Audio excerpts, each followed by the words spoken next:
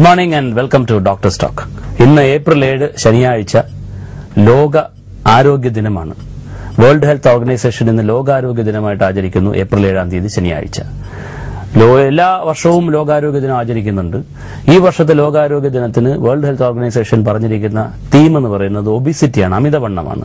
നമ്മുടെ ഈ current generation പ്രത്യേകിച്ചും അമിതവണ്ണത്തിലേക്ക് നീങ്ങിക്കൊണ്ടിരിക്കുകയാണ് എന്നാണ് ഇപ്പോഴത്തെ സ്റ്റഡീസ് പ്രൂവ് ചെയ്തിരിക്കുന്നത്.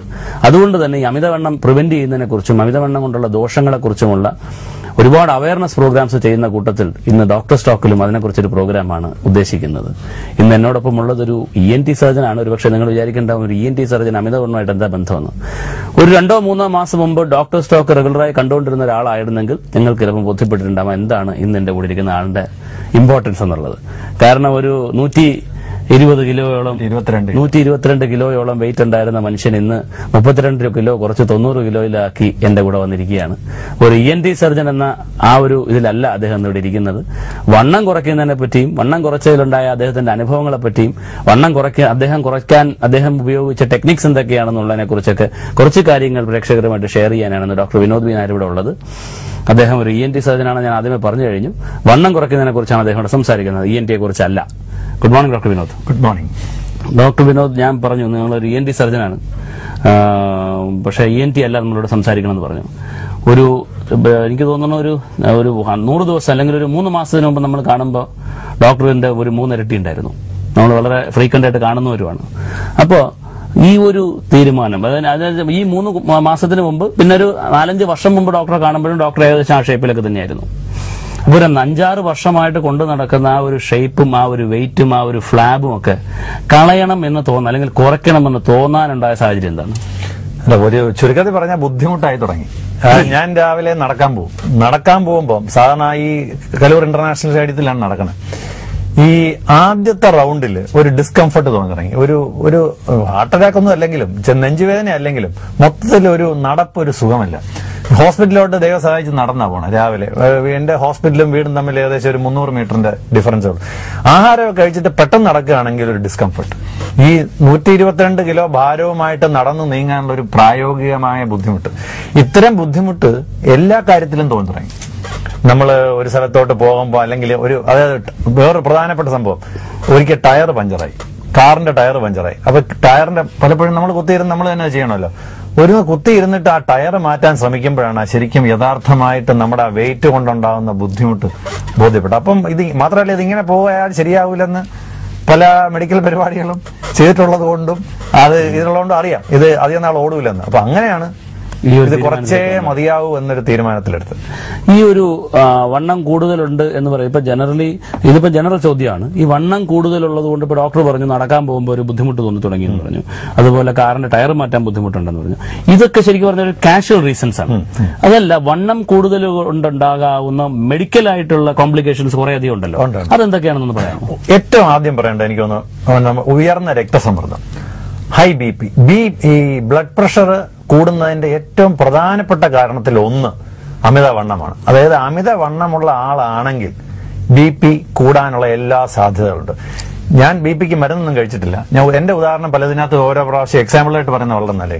എന്റെ BP കൺസിസ്റ്റന്റ് ആയിട്ട് 130-90 ആയിരുന്നു. മരുന്നൊന്നും കഴിക്കാറില്ല, പൊതുവെ വേറെ പ്രശ്നങ്ങളൊന്നുമില്ല. പക്ഷേ ഇപ്പോ അത് ഈ 32 കിലോ കുറഞ്ഞതോടുകൂടി അത് 117-118 ബൈ ഏകദേശം 75-76 ഈ ലെവലിലോട്ട് കുറഞ്ഞു. ഇത് ഞാൻ വേറെ ഒരു മരുന്നും കഴിക്കുക, ഇതാണ് അതിന്റെ വ്യത്യാസം. വണ്ണം 10% കുറയുകയാണെങ്കിൽ പടമാണ് കാണിച്ചിരിക്കുന്നത്. അതാണ് വ്യത്യാസം. ഇതാണ് 3 മാസം കൊണ്ട് 100 ദിവസം കൊണ്ട് കുറച്ച്. ആക്ച്വലി ആ ഫുൾ ഫ്ലഡ്ജഡ് ആയിട്ട് 122 കിലോ ഉള്ള ഒരു പടം ഇല്ല, എന്നാലും ഒരു 110 കിലോയുടെ പടമാണ്. ഒരുപക്ഷെ ഈ ഇങ്ങനെ ഒരു വണ്ണം കുറയ്ക്കലിനെ കുറിച്ച് ഒരു തീരുമാനം എടുക്കുമെന്നും ഭാവിയിൽ ഇങ്ങനെ ഒരു പ്രോഗ്രാം ഇവിടെ ഇങ്ങനെ ചെയ്യേണ്ടി വരുമെന്നും അറിഞ്ഞിരുന്നുണ്ടാവില്ല. ഇല്ല, ഒരിക്കലും അറിഞ്ഞില്ല. പറഞ്ഞു കഴിഞ്ഞാൽ വയറൊക്കെ വീർപ്പിച്ച് വെച്ചൊരു പടം എടുത്തേനെ. അല്ല, എന്ന് വെച്ചാല് അങ്ങനെയല്ല. ഇത് ഇപ്പൊ ആക്ച്വലി നിവൃത്തികേടുണ്ട്. ഞാൻ പ്രത്യേകിച്ച് ഒരു ഫോട്ടോഗ്രാഫറും കൂടാണ്. എന്റെ ഒരു ഹോബി ഫോട്ടോഗ്രാഫിയാണ്. അപ്പൊ എപ്പോഴും ക്യാമറയും കൊണ്ട് നടക്കുന്നതുകൊണ്ട് എന്റെ ആക്ച്വലി ഒരു ഇൻഡിവിജ്വൽ ആയിട്ട് ഫോട്ടോ ഒരിക്കലും കാണാറില്ല. അപ്പൊ അതാണ്. പിന്നെ മാത്രമല്ല, ഇതിങ്ങനെ സങ്കല്പം ഉണ്ടായിരുന്നില്ല. ഇതിപ്പോ ഒരു നിവൃത്തികേട് കൊണ്ട് തുടങ്ങി, ഇങ്ങനെ ആകുമെന്ന് ഒരിക്കലും വിചാരിച്ചില്ല. പക്ഷെ ആയി കഴിഞ്ഞപ്പോഴത്തേക്ക് എന്റെ കയ്യിൽ പഴയ ഒരെണ്ണം കിട്ടിയാൽ കൊള്ളാമെന്ന് വലിയ ആഗ്രഹം ഉണ്ടായിരുന്നു. പക്ഷെ ഇതിൽ വലിയ പാട് കയ്യിലില്ല. ഓക്കെ, ഈ വണ്ണം കൂടുതൽ കൊണ്ടുണ്ടാവുന്ന മെഡിക്കൽ കോംപ്ലിക്കേഷൻസിനെ കുറിച്ച് പറഞ്ഞാൽ BP മാത്രമേ പറഞ്ഞുള്ളൂ, ഇനിയും കൊണ്ടല്ലോ കുറെ കാര്യങ്ങൾ. ഡയബറ്റിസ്, അതായത് നമ്മുടെ പ്രമേഹ രോഗം, ഈ ടൈപ്പ് 2 ഡയബറ്റിസ് എന്ന് നമ്മൾ പറയും. ഈ പ്രായം കൂടുമ്പോൾ വരുന്ന ഡയബറ്റിസ്, ഇത് വരുന്നതിന്റെ ഒരു പ്രധാന, അതായത് വരാതിരിക്കാനുള്ള ഒരു ഡയബറ്റിസ് വരാതിരിക്കാനുള്ള സാധ്യത നമ്മുടെ ഇപ്പോഴത്തെ വണ്ണം, ഓവർ വണ്ണമാണെങ്കിൽ അത് 10% കൊണ്ട് കുറയ്ക്കുകയാണ്. അതായത് 100 കിലോ ഉള്ള ഒരാള് 90 കിലോ ആക്കിയാൽ മാത്രം പ്രമേഹം വരാനുള്ള സാധ്യത 50% കണ്ട് കുറയും എന്നാണ് പറയുന്നത്. ഒന്ന്. രണ്ട്, പ്രമേഹം ഉള്ള രോഗികൾക്ക് തന്നെ ഇൻസുലിൻ കുത്തിവെച്ചാൽ പോലും അതിന്റെ ഷുഗർ കൺട്രോൾ ആവില്ല, അല്ലെങ്കിൽ മരുന്ന് കഴിച്ചാൽ പോലും ഷുഗർ കൺട്രോൾ ആവില്ല. എന്നുവെച്ചാൽ ഇൻസുലിൻ റെസിസ്റ്റൻസ് എന്ന് പറഞ്ഞൊരു പരിപാടിയുണ്ട്. ദേഹത്ത് ഉണ്ടാകുന്ന ഇൻസുലിനെ തന്നെ ദേഹത്തിന് ഉപയോഗിക്കാൻ പറ്റാത്തൊരവസ്ഥയാണ് ഇൻസുലിൻ റെസിസ്റ്റൻസ് എന്ന് പറയുന്നത്. ഇത് രണ്ടുമാണ് പ്രധാനമായിട്ടും പ്രമേഹ രോഗികൾക്ക് ഉണ്ടാകുന്ന ബുദ്ധിമുട്ട്. ഒന്ന്, പ്രമേഹം വരാനുള്ള സാധ്യത വളരെ കൂടും. രണ്ട്, ഉള്ളവർക്ക് തന്നെ ഡയബറ്റിസ് കൺട്രോൾഡ് ആകാനുള്ള സാധ്യത വളരെ പ്രയാസമാവും. ഇതാണ് ഡയബറ്റിസ് ആണ് അടുത്ത ഏറ്റവും വലിയ പ്രധാനം. രണ്ട്, ഈ മെറ്റബോളിക് സിൻഡ്രോം എന്ന് പറഞ്ഞ ഒരു സാഹചര്യമുണ്ട്. ഒരുപക്ഷെ നമ്മൾ അതിനെപ്പറ്റി സംസാരിക്കാറില്ല. ഈ ഡയബറ്റിസ് എത്തുന്നതിന് തൊട്ട് മുന്നേ ഉള്ള സ്റ്റേജാണ്. ഡയബറ്റിസ് ഒരു നമ്മുടെ 100 പേരിൽ 10 പേർക്കുണ്ടെങ്കിൽ ഒരുപക്ഷെ ഈ മെറ്റബോളിക് സിൻഡ്രോം എന്ന് പറഞ്ഞ ഒരു പ്രീ ഡയബറ്റിക് സ്റ്റേറ്റ്, ഡയബറ്റിസിന് മുൻപുള്ള സ്റ്റേറ്റ് ഒരു 30 പേർക്കുണ്ടാവും. അത് കഴിഞ്ഞിട്ടാണ് ഒരു ഡയബറ്റിക് സ്റ്റേറ്റിലോട്ട് പോകുന്നത്. ഇതിന്റെ പ്രധാനപ്പെട്ട ഈ അമിതവണ്ണം, ഷുഗർ ഉണ്ടാകുക, കൊളസ്ട്രോള്, വണ്ണം, പ്രത്യേകിച്ച് വയറിന് ചുറ്റിനുമുള്ള വണ്ണം, അബ്ഡോമിനൽ ഫാറ്റ്, ഇതൊക്കെയാണ് അതിന്റെ പ്രധാനപ്പെട്ട ലക്ഷണങ്ങൾ. പിന്നെ ഈ സ്ട്രോക്ക്, മുട്ടുവേദന, പിന്നെ സ്ട്രോക്ക്, നമ്മുടെ ഹാർട്ട് അറ്റാക്ക് പോലെ തന്നെ. ഇപ്പൊ ഹാർട്ട് അറ്റാക്ക് വരാനുള്ള സാധ്യത വളരെ കൂടുതലാണ്. അതുപോലെ തലയിൽ ഉണ്ടാകുന്ന ഈ ഹാർട്ട് അറ്റാക്കിന് സമാനമായ സംഭവമാണ് സ്ട്രോക്ക് എന്ന് പറഞ്ഞത്, പക്ഷാഘാതം എന്ന് പറഞ്ഞത്. ഇത് രണ്ടും നമുക്ക് ഇത് അമിതവണ്ണമുള്ളവർക്ക് വരാനുള്ള സാധ്യത വളരെ വളരെ കൂടുതലാണ്. രണ്ട്, നമുക്ക് ഈ രക്തത്തിലുള്ള ഈ കൊളസ്ട്രോളിന്റെ അളവ്, അത് വെറും കൊളസ്ട്രോൾ ആയിക്കോട്ടെ, LDL ആയിക്കോട്ടെ, അല്ലെങ്കിൽ SDL കുറയും, LDL കൂടും. ട്രൈഗ്ലിസറൈഡ്സ് എന്ന് പറയുന്ന ഫ്രാക്ഷൻ വളരെയധികം കൂടും. ഒരു സമയത്ത് എന്റെ ട്രൈഗ്ലിസറൈഡ് എന്ന് പറഞ്ഞാൽ 1300 ആയിരുന്നു.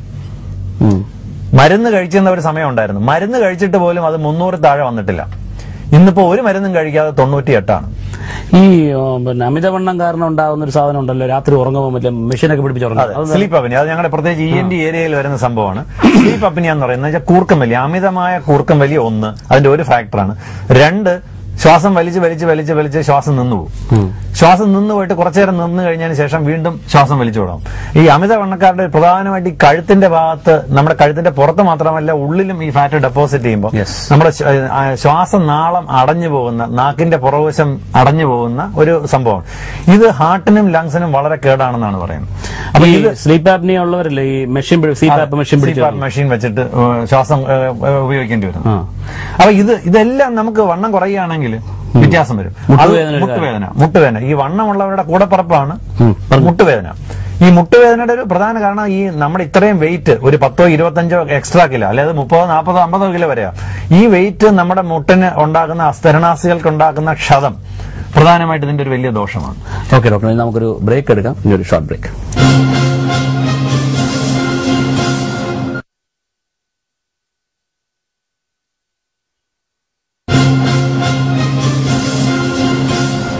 Welcome back.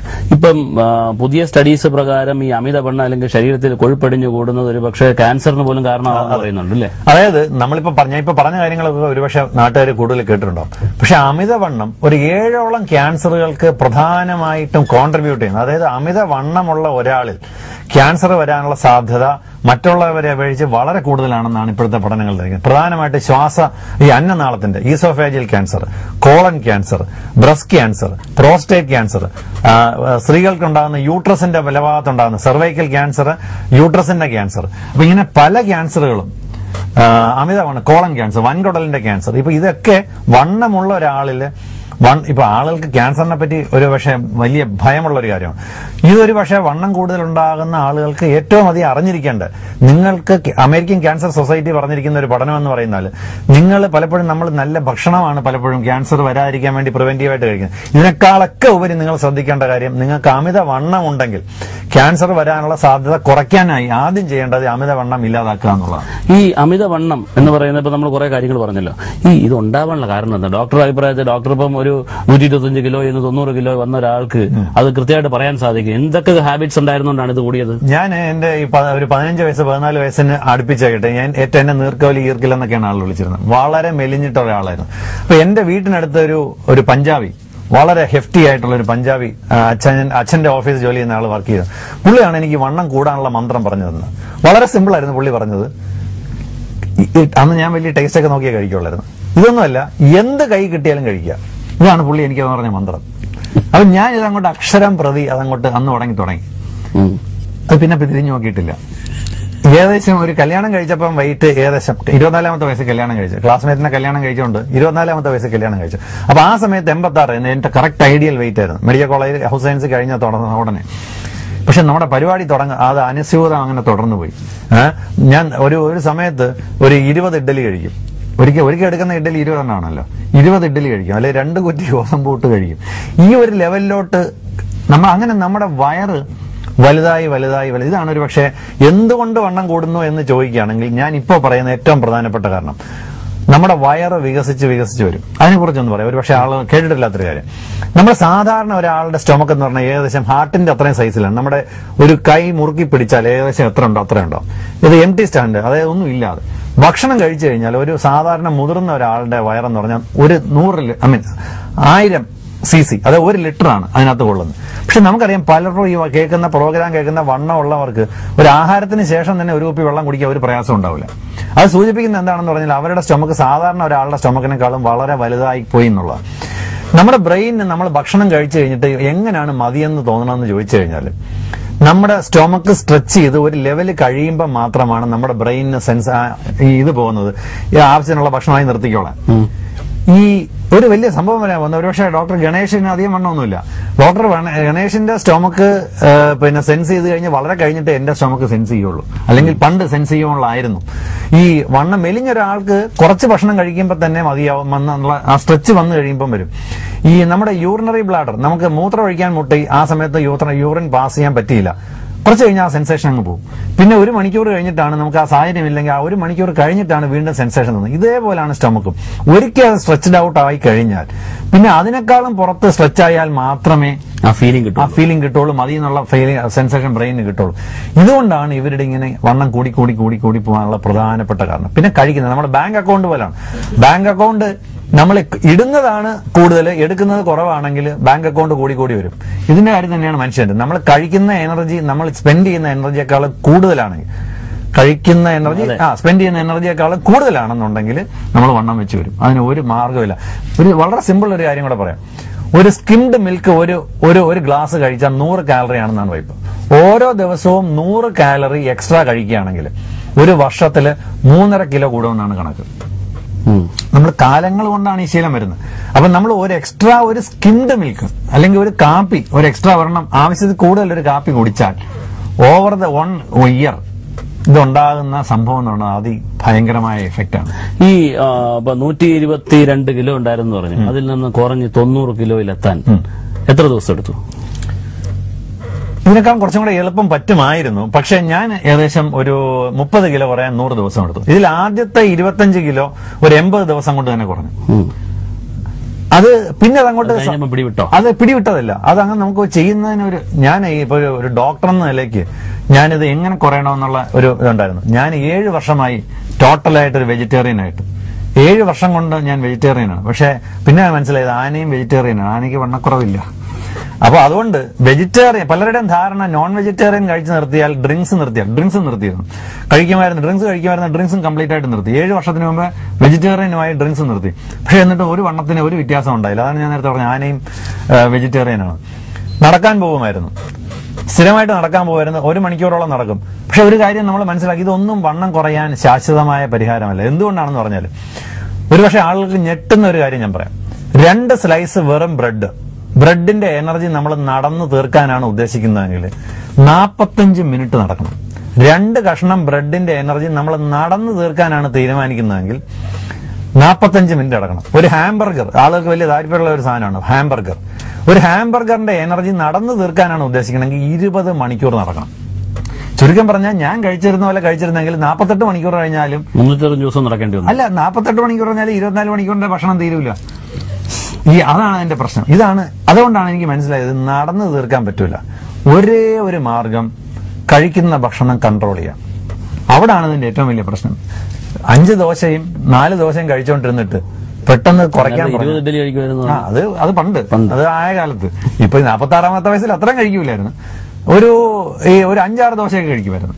എന്നിട്ട് ഒരു ഇഫക്റ്റും ഇല്ലായിരുന്നു. അപ്പൊ അതുകൊണ്ടാണ് നമ്മുടെ മനസ്സിന്റെ, എന്റെ അടുത്ത് ഒരു സിംഗിൾ കാര്യം ചോദിക്കുകയാണെങ്കിൽ എന്താണ് വണ്ണം കുറയ്ക്കുന്നതിന്, ഞാൻ ഒരു മരുന്ന് ഉപയോഗിച്ചിട്ടില്ല, ഒരു ഓവറായിട്ടുള്ള എക്സസൈസ് ഉപയോഗിച്ചിട്ടില്ല, ഒരു പ്രിസ്ക്രിപ്ഷൻ മരുന്ന് ഉപയോഗിച്ചിട്ടില്ല, വേറൊന്നും ചെയ്തിട്ടില്ല. മനസ്സിന്റെ നിയന്ത്രണമാണ്. മനസ്സിന്റെ നിയന്ത്രണമാണ് ഒരു പക്ഷേ വണ്ണം കുറയ്ക്കുന്നതിന്റെ ആ ടെക്നിക്കിന്റെ ഒരു സിംഗിൾ. ഇപ്പൊ എന്റെ ഒരു സ്പെഷ്യൽ ടെക്നിക്ക് എന്നു ചോദിക്കാം. ഞാൻ 25 വർഷമായിട്ട് മെഡിറ്റേഷൻ പ്രാക്ടീസ് ചെയ്യുന്ന ആള്, ഇപ്പോഴും ചെയ്തുകൊണ്ടിരിക്കുന്ന ആള്. പക്ഷേ ഒരിക്കലും എനിക്ക് വണ്ണം കുറയ്ക്കാൻ അത് അപ്ലൈ ചെയ്യണമെന്ന് ഒരിക്കലും തോന്നിയിട്ടില്ല. ഇതിങ്ങനെ പല കാര്യങ്ങളും നോക്കി ഇതുകൊണ്ട് നിയന്ത്രിച്ചാൽ മാത്രമേ പറ്റുള്ളൂ എന്നൊരു അവസരം വന്നപ്പോൾ അതിനുവേണ്ടി ശ്രമിച്ചു. അത് സക്സസ്ഫുൾ ആയി. ഒരുപക്ഷെ അതുകൊണ്ടായിരിക്കാം അല്ലെ പലരും വണ്ണം കുറയ്ക്കാൻ വേണ്ടി പല പ്രോഗ്രാംസും ട്രൈ ചെയ്യും, വർക്കൗട്ട് ചെയ്യും, ജിമ്മിൽ പോവും, നടക്കാൻ പോവും, ആഹാരം നിയന്ത്രിക്കും, പല ഡയറ്റ്സ്. ഈ ലോകമെമ്പാടും പ്രസിദ്ധമായ നമ്മുടെ general Motors diet, Atkins diet എന്ന് പറഞ്ഞ ഒരുപാട് സാധനങ്ങളുണ്ട്. ഇതൊക്കെ ചെയ്ത് 5, 10, 15 കിലോ വെയിറ്റ് കുറച്ചിട്ട് സസ്റ്റെയിൻ ചെയ്യാൻ പറ്റാതെ പോകുന്നത്. അത് ഞാൻ നേരെ പറഞ്ഞു. എന്നോട് ചോദിക്കുകയാണെങ്കിൽ ഒരു സിംഗിൾ കാരണം ചോദിക്കുകയാണെങ്കിൽ മനസ്സിന്റെ നിയന്ത്രണം അല്ലാതെ വേറെ ഒരു കാര്യം കൊണ്ടും നിങ്ങൾക്ക് ശാശ്വതമായി വണ്ണം കുറയ്ക്കാൻ പറ്റില്ല. നമ്മൾ വണ്ണം കുറയ്ക്കുന്നവരെ കണ്ടോ 30 കിലോ, 20 കിലോ, 35 കിലോ, 40 കിലോ ഒക്കെ കുറച്ചവരുണ്ട്. പക്ഷെ അവര് ഈ വണ്ണം കുറഞ്ഞതിന്റെ അത് ഇരട്ടി സ്പീഡിൽ തിരിച്ചു വരും. നമ്മുടെ മനസ്സിന്, നമ്മുടെ ഒരു ഹ്യൂമൻ നേച്ചറിന് ഒരു പ്രത്യേക ഒരു കഴിവുണ്ട്. നമ്മുടെ ജീൻസിന്റെ കഴിവുണ്ട്. നമുക്കൊരു വല്ലാത്തൊരു സാഹചര്യം വന്നാൽ, ഭക്ഷണം കിട്ടാത്ത സാഹചര്യം വന്നാൽ അത് സർവൈവ് ചെയ്യാനുള്ള ഒരു അപാരമായ സ്കില്ല് നമ്മുടെ വേറെ ഒരു മൃഗങ്ങൾക്കും ഇല്ലാത്ത രീതിയിൽ ഒരു സ്കില്ല് മനുഷ്യനുണ്ട്. ഈ മനുഷ്യൻ ഇപ്പോഴത്തെ സാഹചര്യത്തിൽ ഇത് തന്നെയാണ് നമ്മുടെ ഏറ്റവും വലിയ ശാപവും. നമുക്ക് ഭയങ്കര ഹൈ കാലറി ഫുഡാണ്, കുക്ക്ഡ് ഫുഡാണ്, ചോക്ലേറ്റ്സ്, ഫാറ്റ്, നമുക്ക് ധാരാളം ഫ്രൈ ഉള്ള സാധനങ്ങൾ, ഇതൊക്കെ കഴിച്ചിട്ട് നമ്മുടെ ഈ ഒരു കപ്പാസിറ്റി, സർവൈവ് ചെയ്യാനുള്ള കപ്പാസിറ്റിയാണ് നമുക്ക് ഏറ്റവും വലിയ ഭാരമായിട്ട് വരുന്നത്. അപ്പൊ അതുകൊണ്ട് അതെ സ്റ്റോർ ചെയ്തുകൊണ്ടേയിരിക്കും. മാത്രമല്ല നമ്മൾ ഒന്ന് കുറഞ്ഞു കഴിയുമ്പം നമ്മുടെ ബ്രെയിൻ പൂർവാധിക ശക്തിയോടുകൂടി നമ്മളെ തിരിച്ചു പിടിക്കാനുള്ള ഒരു കപ്പാസിറ്റി ഉണ്ട്. അതായത് നമ്മുടെ ബേസിക് മെറ്റബോളിക് റേറ്റ് എന്നൊക്കെ ഇതൊക്കെ പറഞ്ഞ നമുക്കിപ്പോ ഭക്ഷണം കഴിക്കുന്നത് കുറച്ച് കഴിയുമ്പോൾ എന്താണ് ചെയ്യേണ്ടത്? നമ്മുടെ ബോഡി ഇതൊരു വലിയ ക്ഷാമത്തിന്റെ അന്തരീക്ഷമായിട്ടാണ് അതിനെ ഇന്റർപ്രറ്റ് ചെയ്യുന്നത്. അപ്പൊ അതിന് സർവൈവ് ചെയ്യുക എന്നുള്ളതാണ് അതിന്റെ സ്ട്രാറ്റജി. പിന്നെ കിട്ടുന്ന സ്റ്റോർ ചെയ്യും. പിന്നെ കിട്ടുന്ന നിമിഷം ഇരട്ടിയായിട്ട് സ്റ്റോർ ചെയ്യും. എന്ന് വെച്ചാൽ ഇതിപ്പോ അടുത്ത എപ്പോ കിട്ടുമെന്ന് ഒരു ഉറപ്പില്ല. അതുകൊണ്ട് ഏറ്റവും വലിയ മിസ്റ്റേക്ക് ആളുകൾ കാണിക്കുന്നത് ഈ മീൽസ് സ്കിപ്പ് ചെയ്യും. രാവിലെ കഴിക്കും, ഉച്ചയ്ക്ക് കഴിക്കത്തില്ല, രാത്രി കഴിക്കും. അപ്പൊ ഇങ്ങനത്തെ കഴിക്കുന്നതൊക്കെ വലിയ അപകടമാണ്. അപ്പൊ നമ്മളൊരു ഈ വണ്ണം കുറയ്ക്കുക എന്ന് പറയുന്നത് ഒരു വലിയ പൂട്ട് തുറക്കുന്നത് പോലെയാണ്. പക്ഷെ ഏത് പൂട്ടിനും ഒരു താക്കോലുണ്ട്. ആ കറക്റ്റ് താക്കോൽ ഉപയോഗിച്ച് ഏത് വലിയ പൂട്ടും തുറക്കാൻ പറ്റും. ഇത് തന്നെയാണ് വണ്ണം കൂടുതൽ. താക്കോൽ കണ്ടുപിടിക്കുന്നതാണ് ക്വസ്റ്റ്യൻ. നമുക്ക് തിരിച്ചു വരാം. ഇനി ഒരു ഷോർട്ട് ബ്രേക്ക്.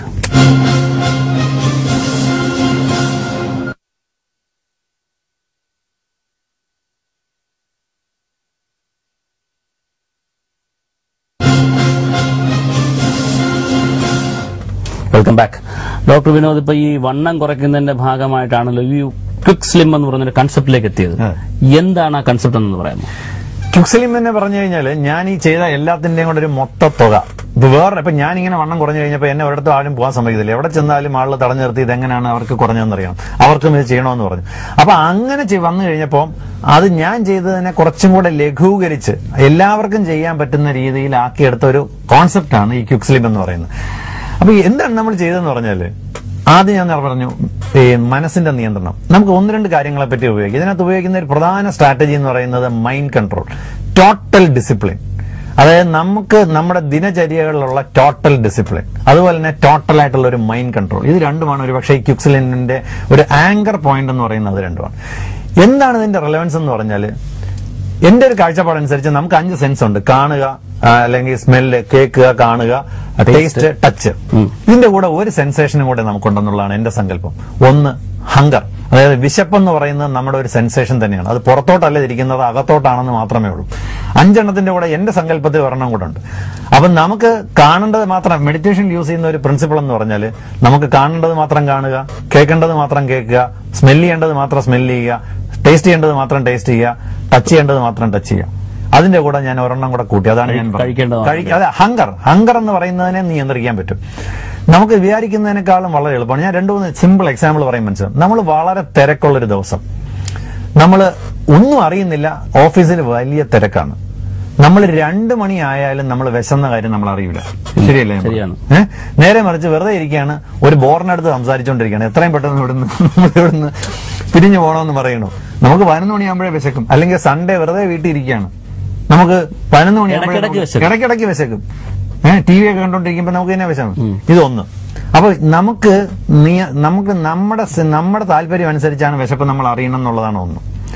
രണ്ട്, ഒരുപക്ഷെ ഇപ്പൊ ബെരിയാട്രിക് സർജറി പിന്നെ നമ്മൾ ധാരാളം പറയും, വലിയൊരു സർജറിയാണ്.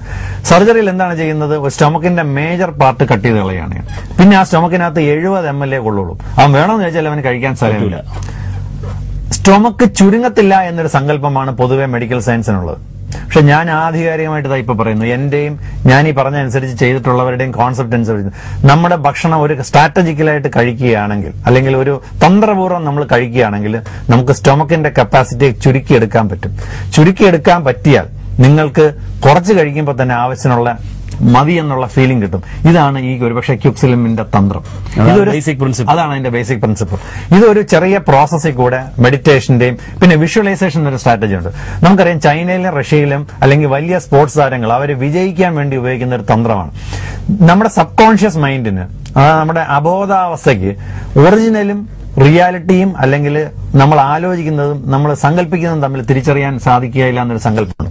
അപ്പൊ ഈ സ്പോർട്സിൽ യൂസ് ചെയ്യുന്ന ഒരു തന്ത്രം എന്ന് പറഞ്ഞാൽ, നിങ്ങൾ ഓൾറെഡി വിക്ടറി സ്റ്റാൻഡിൽ നമ്പർ 1 പ്ലാറ്റ്ഫോമിൽ നിൽക്കുന്നതായിട്ട് അവർ സിൻസിയറായിട്ട് വിശ്വസിക്കും, ഇമാജിൻ ചെയ്യും, സങ്കല്പിക്കും. അത് പല പ്രാവശ്യം അവരുടെ ജീവിതത്തിൽ അവരവിടെ എത്തുന്നതിന് മുമ്പ് അവിടെ എത്തിയതായിട്ട് സങ്കല്പിക്കപ്പെടും.